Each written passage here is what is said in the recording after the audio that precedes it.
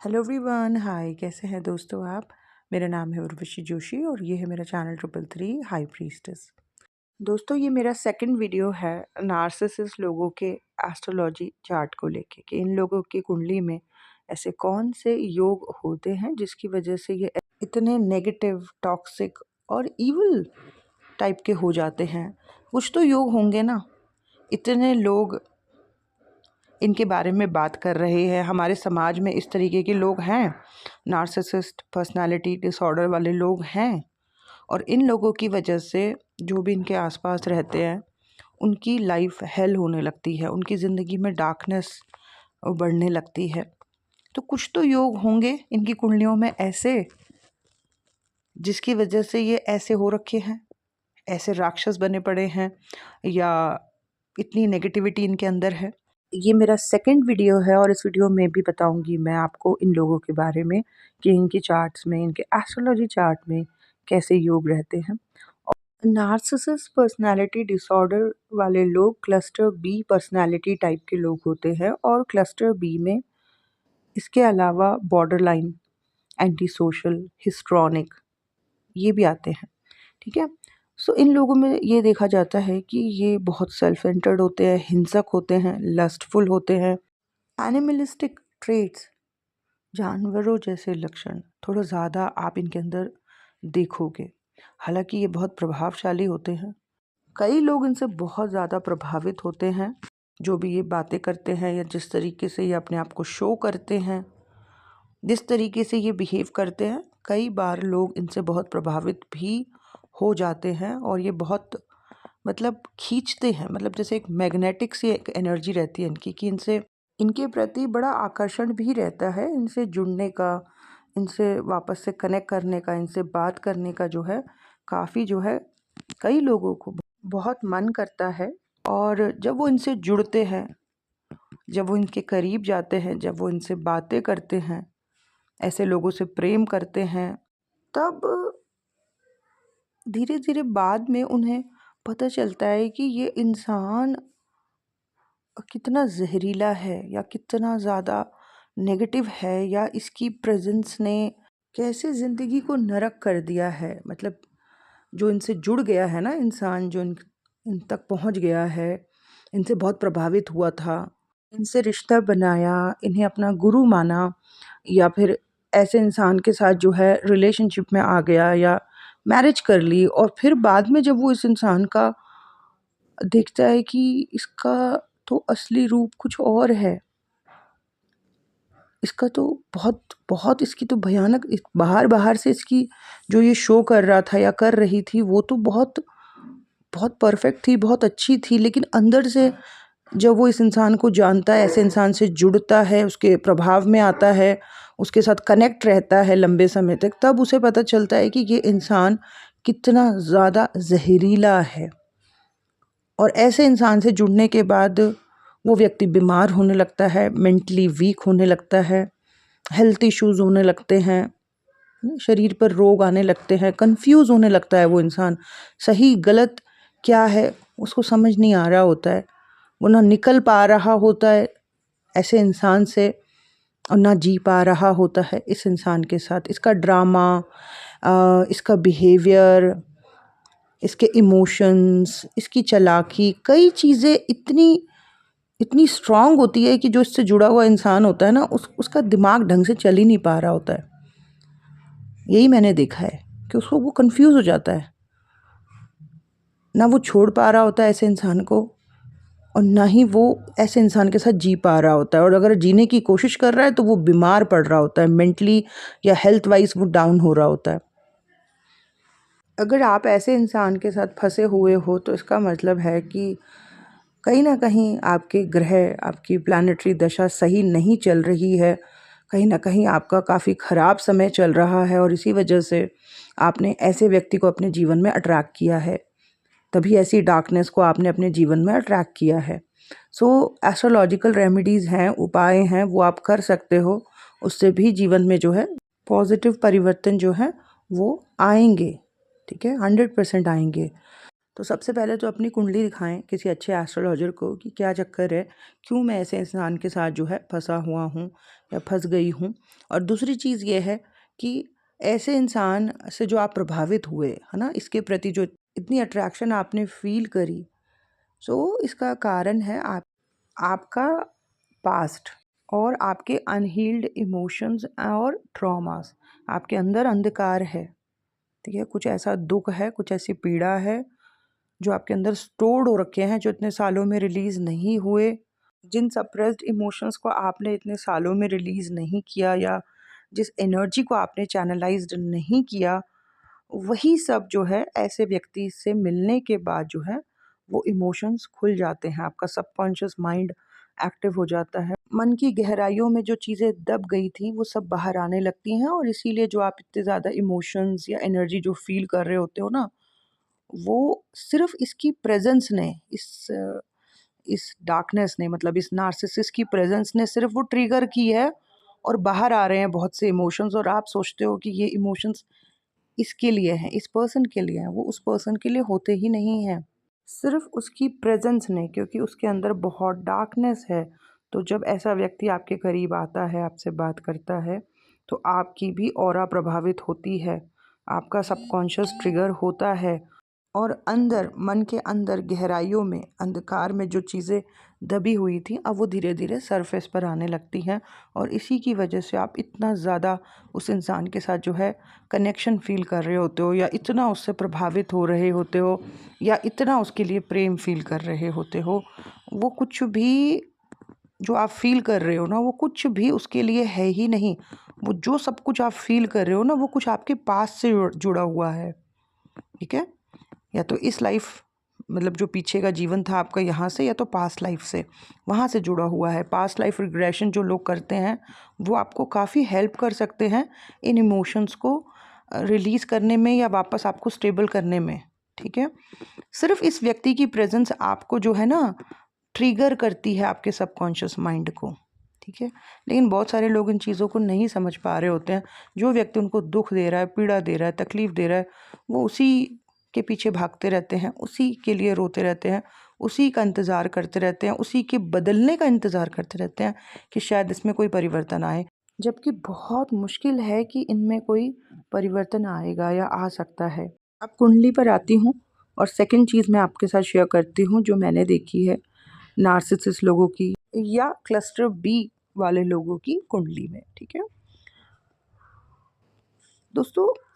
अगर astrology chart में, आपके एस्ट्रोलॉजी चार्ट में दो से ज़्यादा ग्रह, दो या फिर दो से ज़्यादा ग्रह, जैसे 3, 4 कर्क राशि में है, कैंसर साइन में है, ठीक है, या फिर दो या दो से ज़्यादा प्लैनेट्स फोर्थ हाउस में है, चौथे स्थान में है, ठीक है, और वहाँ पे पाप ग्रह भी बैठे हुए हैं, जैसे शनि या फिर राहु, या फिर पाप ग्रहों की दृष्टि आ रही है, जैसे शनि की या राहु की दृष्टि आ रही है।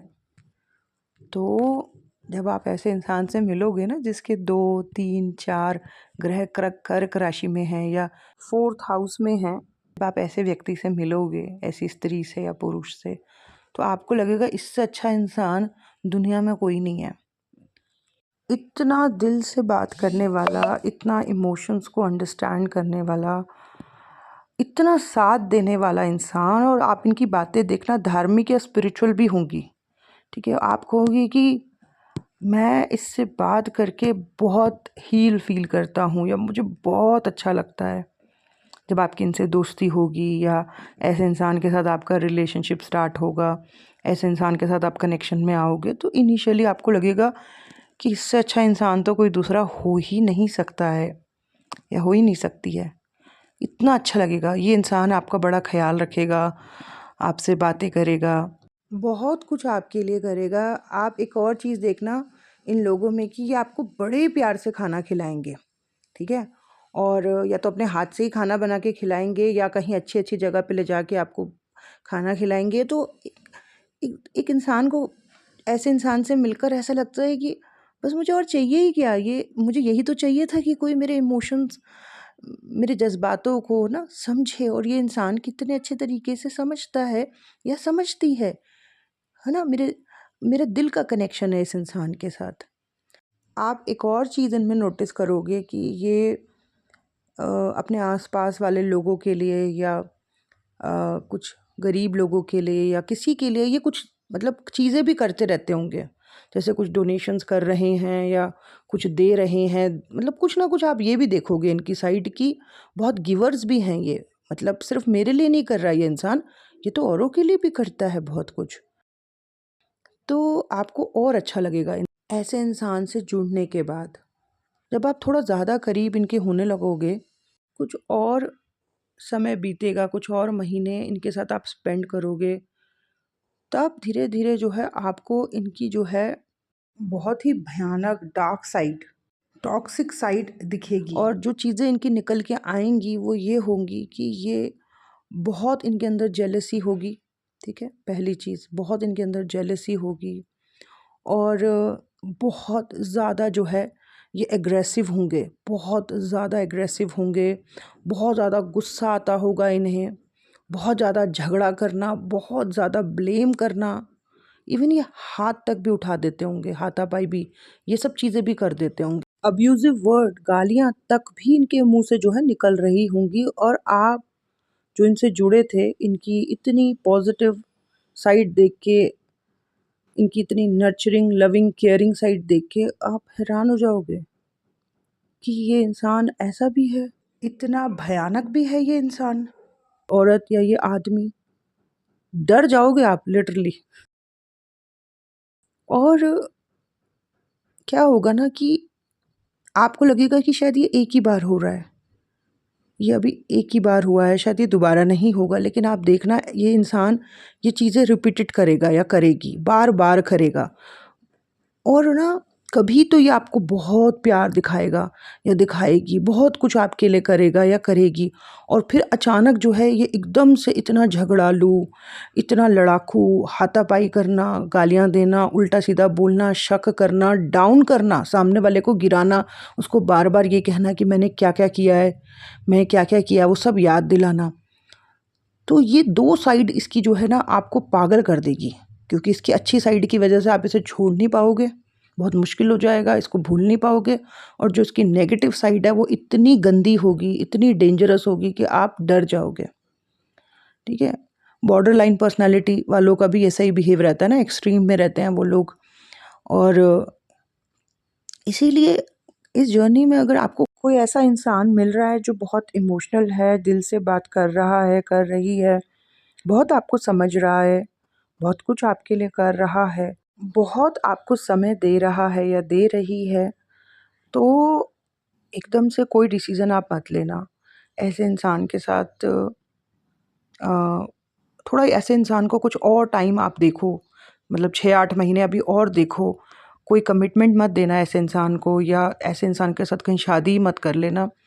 और अगर कोई फ़ैसला आप लेने जा रहे हो तो पहले उसकी कुंडली ज़रूर दिखाना, क्योंकि ना ये लोग, जो मैंने इनके चार्ट्स में देखा है कि जो ये लोग जो बहुत इमोशनल होते हैं और बहुत दिल से बात कर रहे होते हैं, बहुत गिवर्स होते हैं, इनके चार्ट्स में मैंने यही चीज़ देखी है कि या तो इनके मल्टीपल प्लैनेट्स कर्क राशि कैंसर साइन में हैं या फिर 4th हाउस में है। लेकिन अगर यहाँ पर जो है संबंध बन जाता है राहु का, शनि का, ऐसे पाप ग्रहों का, तो ये लोगों के अंदर बहुत टॉक्सिसिटी, नेगेटिविटी भी रहती है, जो कि अनबेरेबल होती है, जो कि बर्दाश्त से बाहर होती है। अगर कोई भी नेगेटिव ग्रह मतलब उस क्लस्टर में बैठ रहे हैं, 4थे हाउस में बैठ रहे हैं कोई नेगेटिव ग्रह, जैसे कोई नीच का मंगल, है ना? नीच का सूर्य या फिर राहु, शनि, या दृष्टि आ रही है, तब आपको जो इनकी एक बहुत ही भयानक साइड है ना, जो वो जब दिखेगी, वो है इनमें, वो तो बस इन्होंने छुपा रखी है अभी-अभी शुरू-शुरू में। बाद में ये दिखाएँगे अपनी वो साइड, और आप कुछ नहीं कर पाओगे, क्योंकि इतने टाइम जो इन्होंने इतना अच्छा-अच्छा बिहेवियर आपके साथ किया, आपको जो आदत पड़ गई है ना? इनकी, आप छोड़ भी नहीं पाओगे। और फिर इनकी नेगेटिव साइड जो इतनी भयानक, एग्रेसिव, गंदी ज़बान, गुस्सा, चिल्लाना, लड़ना, वो इतनी गंदी होगी कि वो आपकी ज़िंदगी में ज़हर घोल देगी, ठीक है? तो ऐसे इंसान को देख के ऐसा लगता है कि ये पागल है। और सच में इनको एक्चुअली में डॉक्टर, साइकोलॉजिस्ट या साइकियाट्रिस्ट और एस्ट्रोलॉजिकल रेमेडीज़ की ज़रूरत है, उपायों की ज़रूरत है इनको। जो इनके साथ रह रहा होता है वो कहता है कि ये पागल है, ये इंसान पूरा पागल है। वो ऐसे भी कहते हैं कई बारी, कभी-कभी तो ये बहुत अच्छी रहती है या बहुत अच्छा रहता है, पता नहीं इसको क्या हो जाता है, फिर इतना भयानक रूप आ जाता है। फिर कई बार ऐसे लोग बोलते हैं कि इस इंसान के अंदर ना देवता है, फिर पता नहीं कभी-कभी शैतान आ जाता है। इस इंसान को मैं छोड़ ही नहीं सकती, इसकी इतनी अच्छी साइड है, लेकिन फिर इसके अंदर के इस राक्षस को भी झेलना पड़ता है। तो ऐसे इंसान को आप तो कभी ठीक ही नहीं कर सकते हो। ऐसे इंसान के साथ रहते-रहते जो रह रहा होता है वही पागल होने लगता है, वही बीमार होने लगता है, उसी के ऊपर रोग आने लगते हैं। तो या तो ऐसे इंसान से दूर चले जाओ, या तो अगर रहना पड़ रहा है तो इसकी हर तरीके से जो उपाय बनते हैं ना, चाहे वो एस्ट्रोलॉजिकल हैं और चाहे वो साइकोलॉजिस्ट या साइकियाट्रिस्ट की हेल्प से, वो सब कराओ। तब जाके जो है जीवन में थोड़ा-सा आराम जो है वो मिलेगा। तो मैंने ये देखा है कि जो बहुत ज़्यादा इमोशनल लोग होते हैं ना, ये बड़े डेंजरस होते हैं। ज़रूरत से ज़्यादा तो कोई भी चीज़ ख़राब ही होती है। हमें तो अपने जीवन में यही चाहिए होता है कि कोई हमें समझने वाला मिले, हमारे इमोशंस को अंडरस्टैंड करने वाला कोई इंसान हमें मिले। लेकिन कई बार ऐसे लोग मिल भी जाते हैं, लेकिन फिर बाद में पता चलता है कि ये कितने डेंजरस हैं। तो जब भी आप ऐसे लोगों से मिलें तो ओवर एक्साइटेड ना हो जाएँ, एकदम से रिलेशनशिप में ना चले जाएँ या एकदम से शादी का डिसीज़न ना ले लें। पहले ज़रा इनकी कुंडली-वुंडली दिखाएँ या पहले थोड़ा समय लेके इनको समझें, ठीक है? क्योंकि ये क्लस्टर बी वाले लोग हैं, ठीक है? ये डेंजरस हैं, ये हेल कर देंगे लाइफ़ को। सो इस वीडियो में दोस्तों इतना ही। आगे भी आपके साथ शेयर करती रहूँगी और चीज़ें, जो भी सेशंस मैं करती हूँ उसकी detail description box and comment box में पिन है। अगर आपको उनमें से किसी सेशन की ज़रूरत हो तो आप बुक कर सकते हैं। धन्यवाद।